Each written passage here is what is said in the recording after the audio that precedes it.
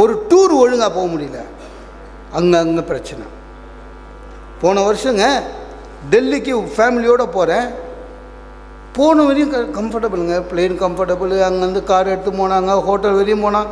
Hotel வரையும் போயிட்டேன், ரொம்ப சந்தோஷமாக இருந்தது மனசு. ஆனால் திடீர்னு பார்த்தீங்கன்னா நம்ம நிறைய புக்கு கண்ணா முன்னான்னு படிக்கிறதுனால இந்த மூளை என்ன பண்ண, நம்ம படித்ததெல்லாம் உள்ளே எடுத்து வச்சுக்கோம்.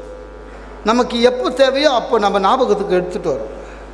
நான் ஹோட்டல் வரையும் போய் ரூம் நம்பர் போடுறேன், டக்குன்னு ஞாபகம் வந்தது என்னென்ன, வெளியூரில் போய் ஹோட்டலில் தங்குபவர்களுக்கு ஒரு எச்சரிக்கை, ஜாக்கிரதையாக இருங்கள். என்ன, வெளியூர்லெல்லாம் ஹோட்டலில் படுக்கைக்கு மேலே முகம் பார்க்கும் கண்ணாடி பதிக்கப்பட்டிருந்தால் ஜாக்கிரதையாக இருங்கள்.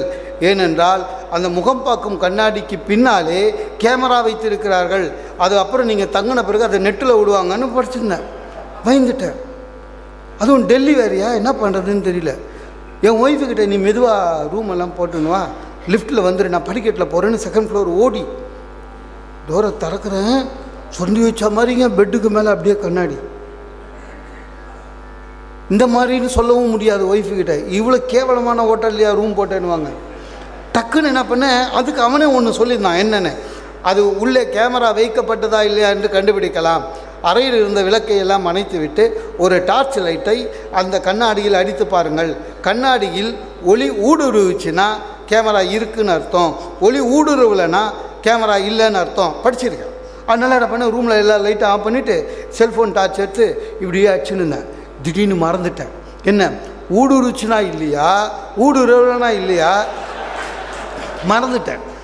இது நடுவில் லைட்டெல்லாம் ஆஃப் பண்ணிவிட்டு நான் இப்படி காமிக்கிறேன்னா வாசலில் ஒய்ஃபும் பையனும், இங்கே எங்கள் 2 பேரையும் தனியாக விட்டிங்கன்னா மேஜிக் பண்ணினுக்கிற மேலே அப்படின்னா. அவகிட்ட சொல்லவும் முடியாது. சொல்கிறதா இருந்தால் ஊடுருவுச்சின்னு சொன்னால் அவளுக்கு தெரியாதுங்க, ஏன்னா அவள் இங்கிலீஷ் மீடியம். சரியா, ஊடுருவது இங்கிலீஷில் இல்லைன்னா எனக்கு தெரியாது, ஏன்னா நான் தமிழ் மீடியம். பார்த்தேன், இவ்வளோ எதுக்கு பிரச்சனைன்னு விட்டுட்டேன். எவனாவது ஏதாவது பண்ணிக்கிட்டோம். ஆனால் ஒன்று, அந்த ரூம் வெக்கேட் பண்ணுற வரையும் நம்ம வள்ளலார் மாதிரி மூஞ்சி முக்காடு போட்டுக்கிட்டே வேறு வழி அட்ஜஸ்ட் பண்ணின்னு தான் போனோம்.